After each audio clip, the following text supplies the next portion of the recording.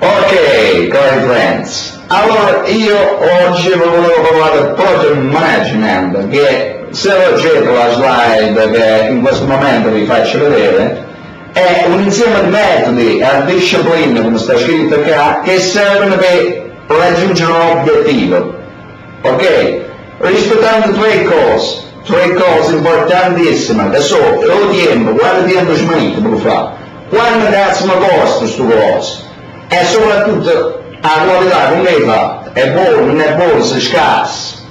Tutto questo è vero, lo puoi applicare dappertutto, everywhere, a dove lo fa applicare dove, a fare project manager, a fare WhatsApp, a fare project manager, a fare Amador, a fare project manager. Non so se mi spiego, me lo spiego. Guarda, a questo punto allora uno dice ma che è questa cosa? È importantissimo un concetto. O progetto, un oggetto, se non si chiamava project management, giusto? E che è un progetto?